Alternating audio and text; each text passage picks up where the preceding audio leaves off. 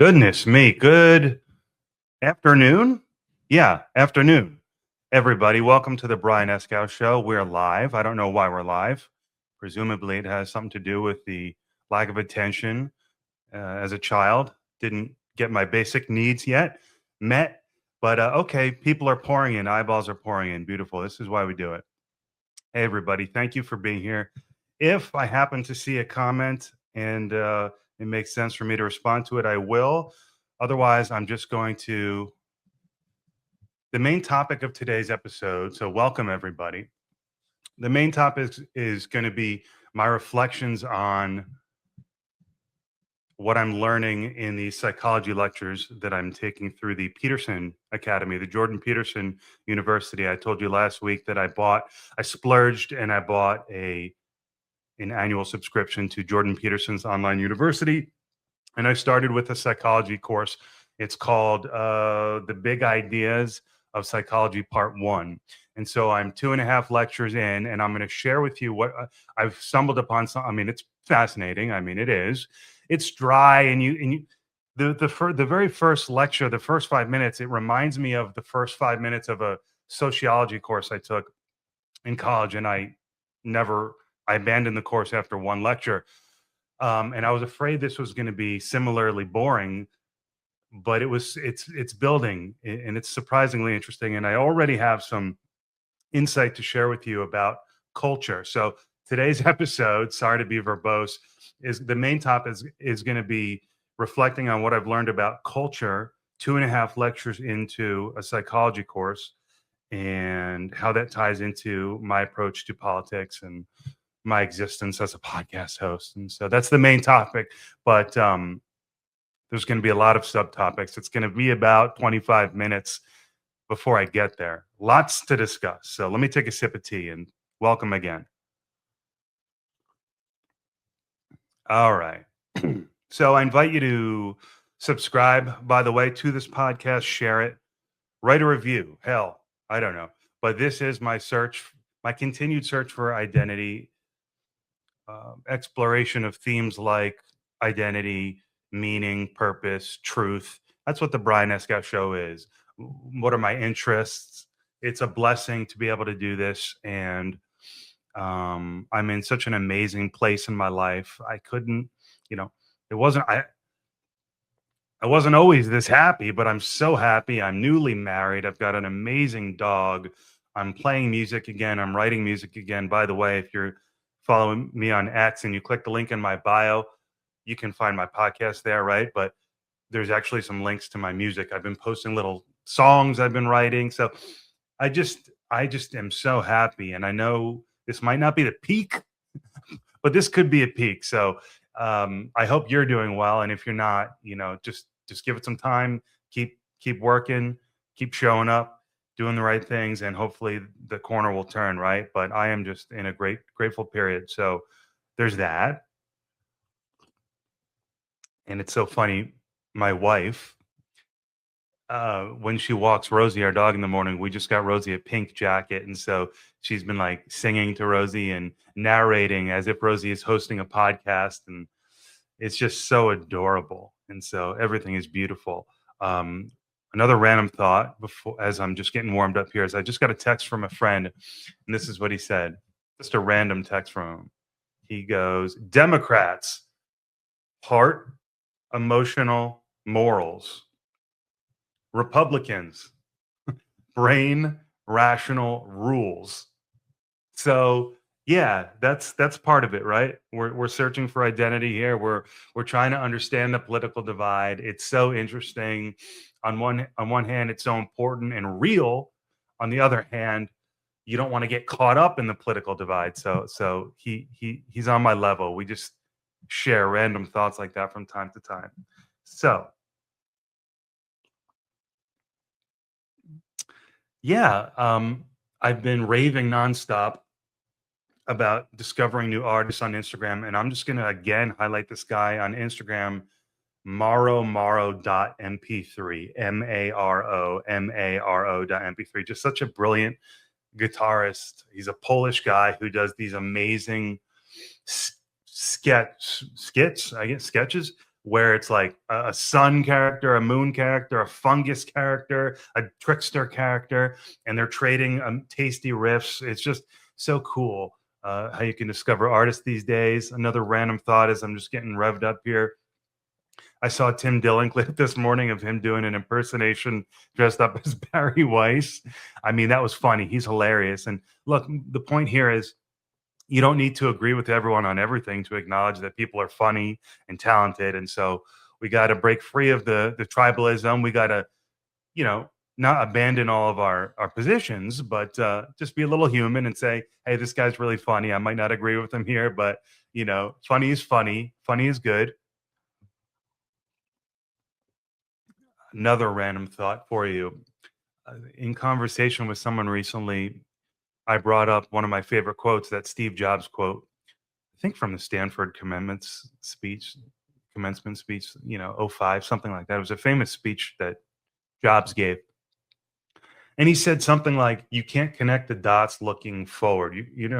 And so you can only connect the dots looking backwards, right? And so you kind of got so it was in reference to a story of I think he was out of school at that point. I think he dropped out, right? But he wasn't really in school. He was presumably building up his base knowledge in computers or already maybe an entrepreneur, probably, right? Knowing him, but he was just at the beginning of his journey and he decided to take randomly a calligraphy course, not knowing why. He just saw it and signed up for it, and that ended up being the inspiration for the first font, right? So revolutionized how we do computing. So, Jobs was so into design, right, and presentation and all of that. So makes sense. Really interesting. So you can't connect the dots looking forward. So just do things, follow your passion, I guess is the lesson there. Speaking of passion and interest, I guess, it's not that I want to be interested in this per se, but the alien topic, I have been talking about it a lot. I had some interesting experiences that encouraged me to keep thinking about it. I'm kind of over it, to be honest with you, but I don't, I'm a little concerned that the issue might just be getting warmed up. Speaking of getting warmed up. So we'll see if all my UFO and alien stuff has been totally ridiculous or if it ends up being something that comes to bear. But my point here on this note is that I had a guest who I was going to interview. This is a lesson in not sitting on your hands, though, I guess.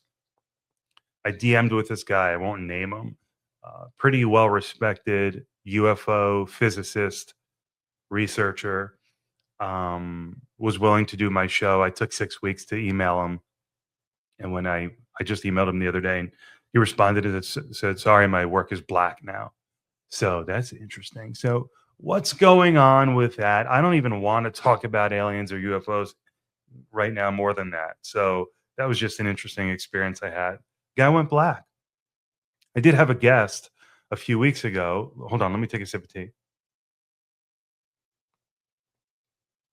Remember, we're building up to this main topic of, believe it or not, we're building up to a main topic. I hope and pray about psychology and culture and what I learned in these lectures and how it ties into where I sit on the political spectrum and all of that. But I did host a few weeks ago a gentleman named John Stewart, not the John Stewart, but the UAP researcher John Stewart. And what's cool is John just released an episode. He was a guest on Chris Ramsey's Area 52 podcast. So that made me feel kind of legit. So John and I had a pretty amazing conversation. So yeah, that's all I'll say about the UFO UAP topic for now. All right. Next note here, my next note in my warm-up list, Trump Epstein. Yeah. So the news Friday was kind of newsy, right? There was this big Epstein drop. And do I have it correct? Look, ultimately, there's no information look, there are all these reports. Trump is named like 3,200 times. I don't want to be like an investigative reporter here. That's not my thing. But ultimately, you're smacked with the face of, hey, there are these complaints about Trump doing horrible things with minors. And basically, the Justice Department said they're not corroborated. They're not valid, they're not supportable enough accusations to do something. The ultimate result being, hey, if these were legit, the Democrats would have gone after Trump about this already. That whole argument. But it is disturbing to see, nonetheless, the existing of these allegations. And the question presents itself: oh, did you? I didn't know about this before I voted for Trump, to be honest with you. So would I have voted for him if I knew about it when he's running against Kamala Harris, and where I was coming from it, having just studied CRT and being so into Trump newly, if I had become aware of this, 6 months before the election, to the October surprise, you know, which I guess you might say you should have, Brian, but I was just paying attention to my certain things. So you can, you know, credit, or you can knock me, I guess, for not believing this. Well, this is why I didn't want to get too far down the rabbit hole, because ultimately the Justice Department said that there's not enough there to pursue charges, right? And so nothing was pursued. But it's disturbing to see that. And so it is interesting to go down the rabbit hole of, well, if it is, I mean, the fact that there are those allegations, and are you comfortable supporting a guy like this? And you go, look, I don't know, man. I'm glad that I didn't know about this stuff, or didn't really look at it before I voted for him. I can tell you that. I can tell you that I thought he was the better candidate in 2024. I can tell you that I don't regret my vote. It's a mess. It's a nightmare that these documents exist. But ultimately, look, they would have taken him down already, right? So nothing particularly new, but it is disturbing what is on record. So what a freaking nightmare. What a mess. No, I don't like it. And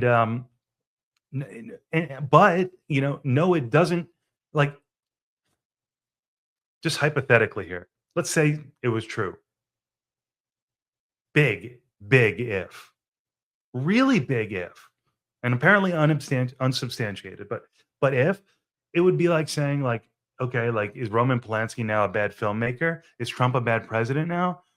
That would be a whole nother question. Of course, you would I have to demand that he step down?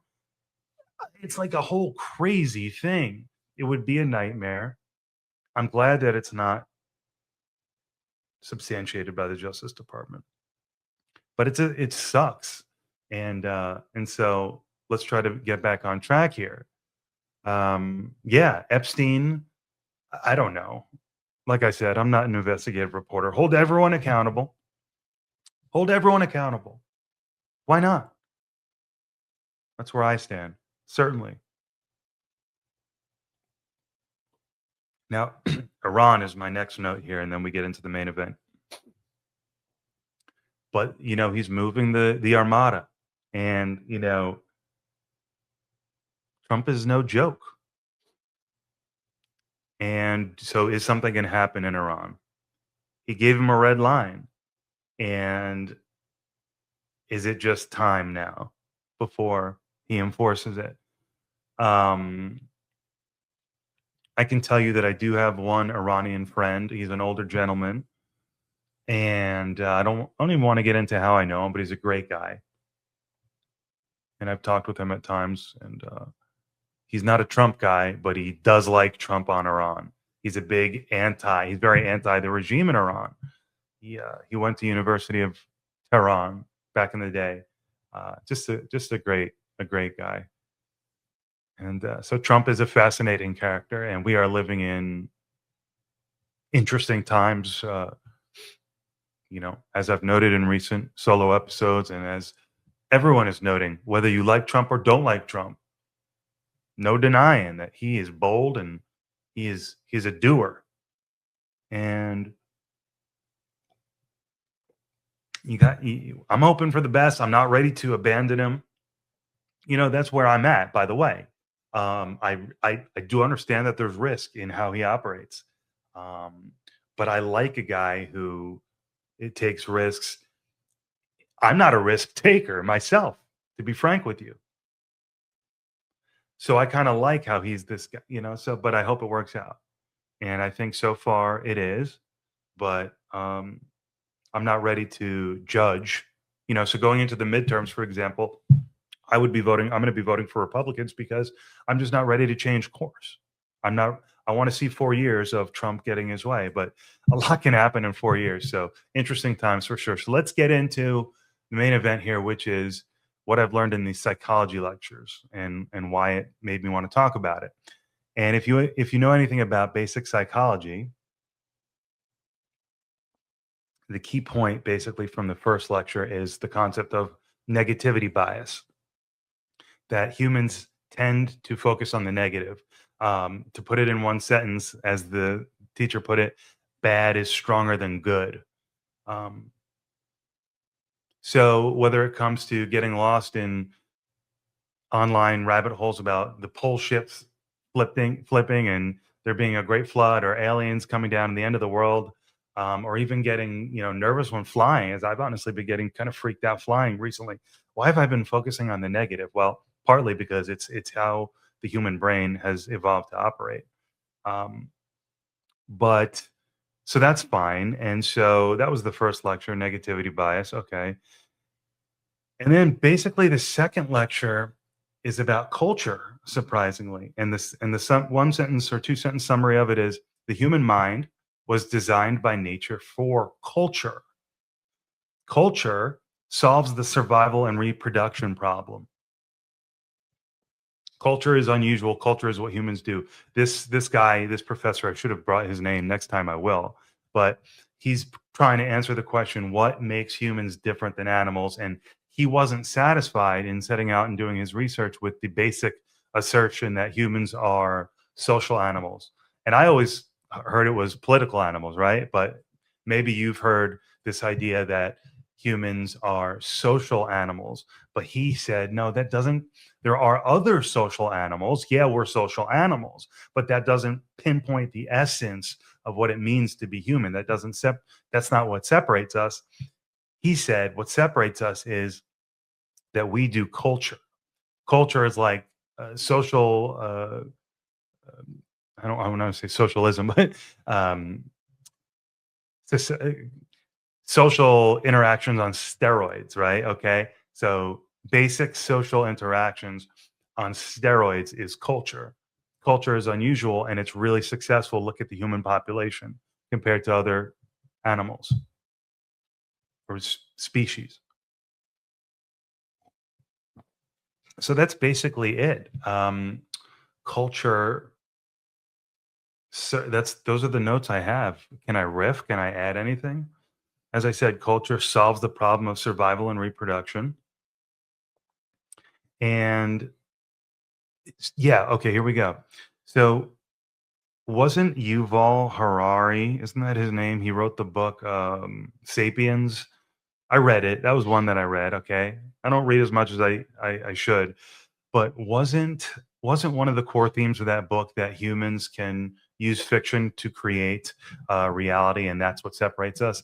And that basically is the argument, is that our ability to create fictions and abstract thoughts is what enables us to have culture. And the importance of culture is what this guy's talking about in very neutral and very basic, not medical, but analytical and I guess evolutionary terms of what human beings are. There, we are culture. We are hardwired to have culture, and because culture. And now I'm remembering. Fortunately, I'm remembering the last part of what I heard in the lecture was that culture. What it enables humans to do is it becomes like a repository of all knowledge, whereas chimpanzees, for example, they learn a set of skills and then they die. They don't pass it down. But when one person learns something or invents something, it goes into the culture. It's like the cloud, it's like the original cloud. And everyone suddenly has access to that. And suddenly you don't need everyone doing this. You can have experts building the homes, experts doing this, and so forth.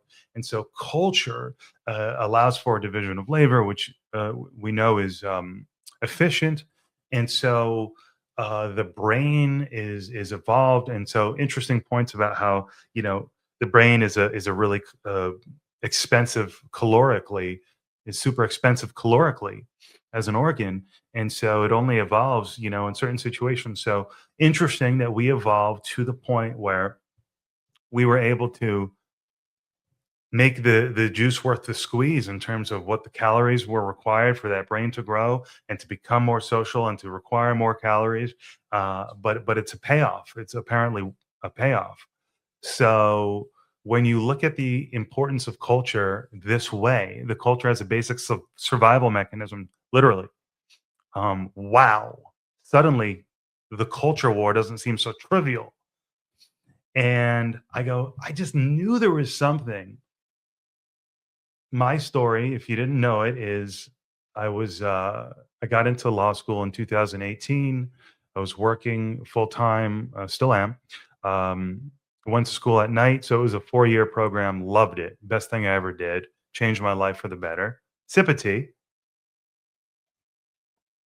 And in my final year of law school in 2021 into 2022, I took these two electives in critical race theory. Loved the professor.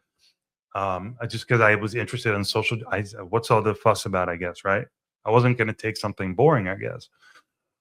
And the material is very controversial. The students were extremely controversial, and despite loving the professor, I found myself drifting to the right. And here, a lifelong Democrat, suddenly, long story short, felt the need to start a podcast called Searching for Political Identity. Interviewed a lot of people from diverse backgrounds, and after a long climactic series of events, ended up voting for Trump in 2024. And here I am, continuing that journey, that process, and hoping for the best, and all of that.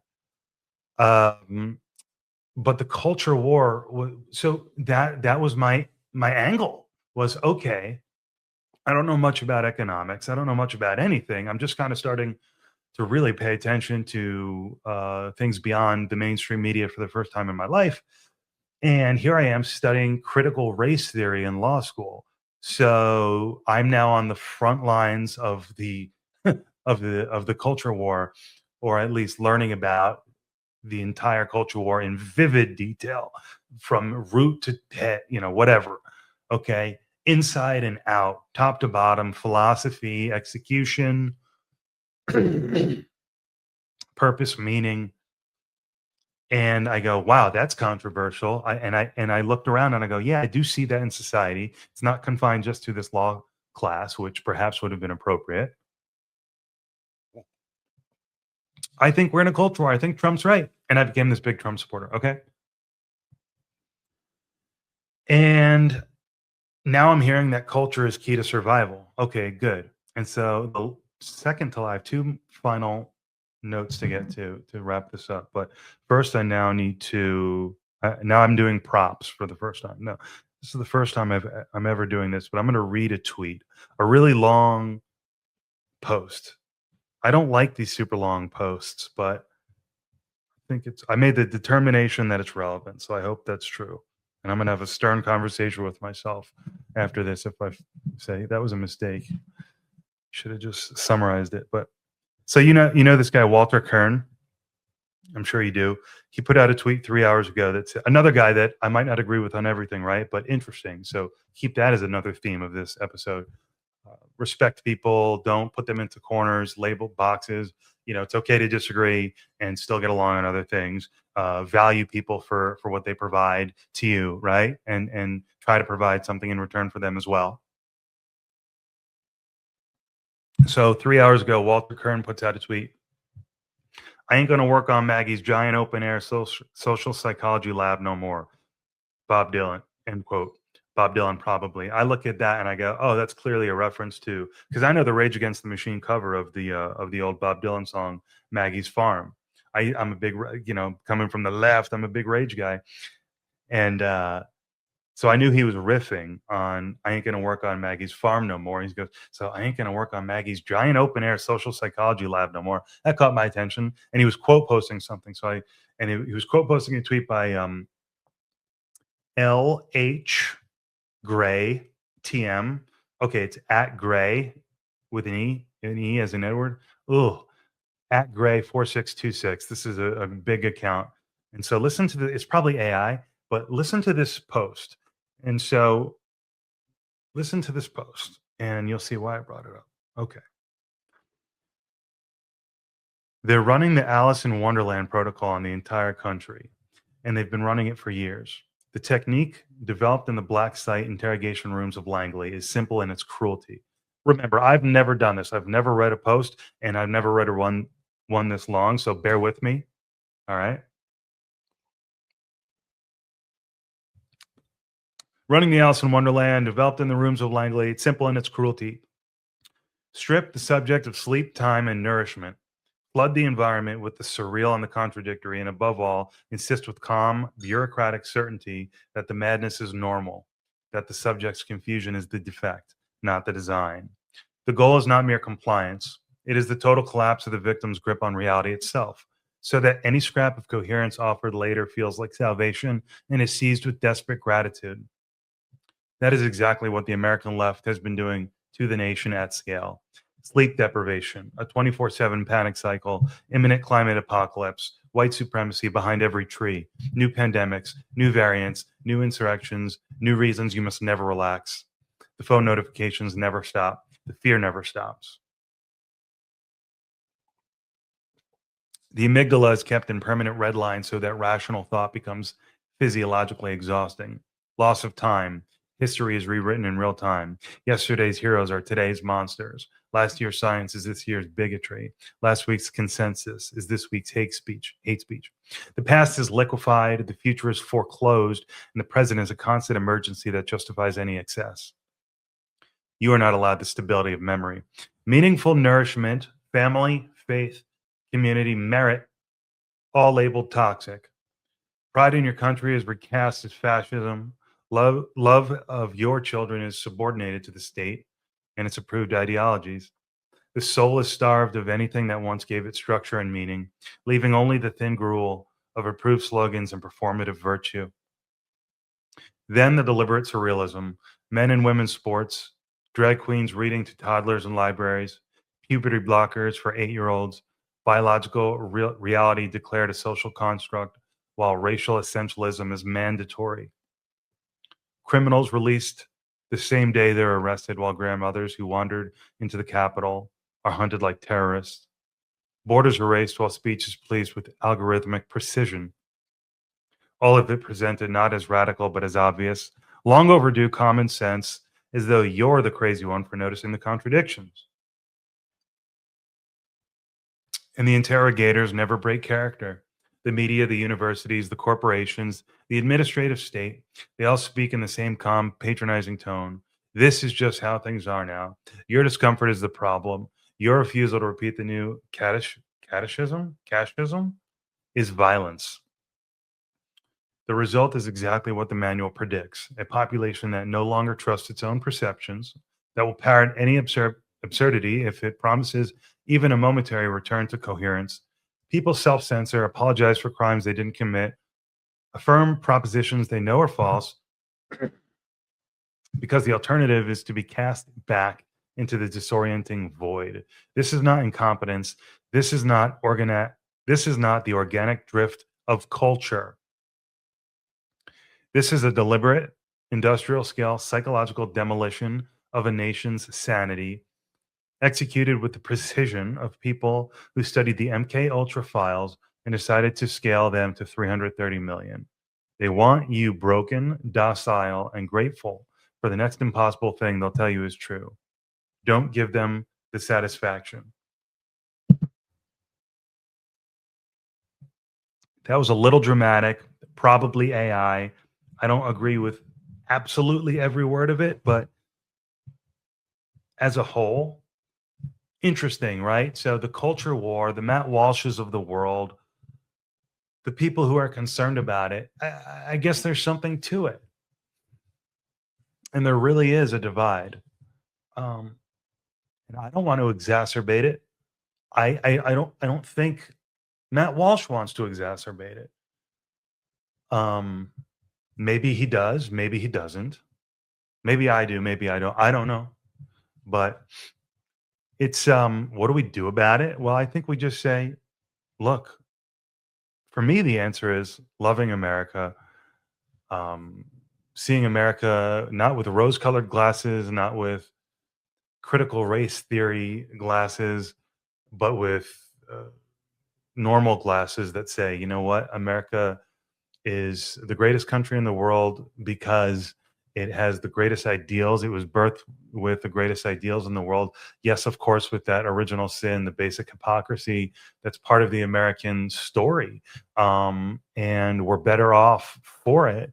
It's unfortunate that it was part of it, right? But it's not about, um, I think that's the healthy view. I think that's the healthy view. And saying we celebrate the reality and the strength of Black America and what Black America has been through, and the reality of that legacy.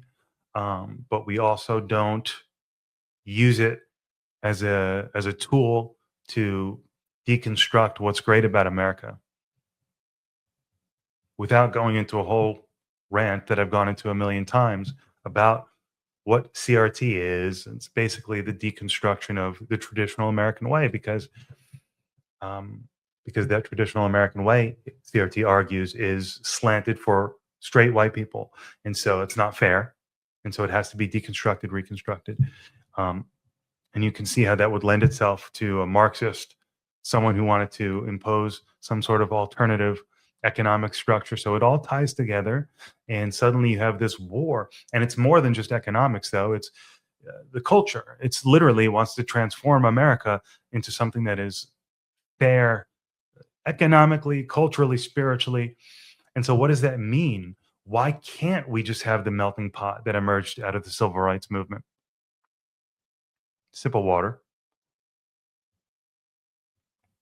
For me, I love America. I see warts and all. And we got a melting pot. We got a great thing. And we don't need to throw the whole thing out. We just need to keep going, baby, with freedom and dignity and intelligence and competent leaderships and optimism and smart decision making, because there's probably been a whole decades long of terrible decision making, and that can be a segue into Trump here. And then Trump comes onto the scene. Looks like to me that the political class and business class really sold out the American worker, and now we have Trump. And because of not only that, but we've been kind of getting battered with this. Um, Race essentialism, as the probably AI post said put it, but the CRT narrative, it's like, anyone who like kind of is fond of traditional America has been feeling like they're on the defensive between that and the economic sellout. Here comes Trump, and he's pissed, and we're pissed, right? And so I think that explains Trump.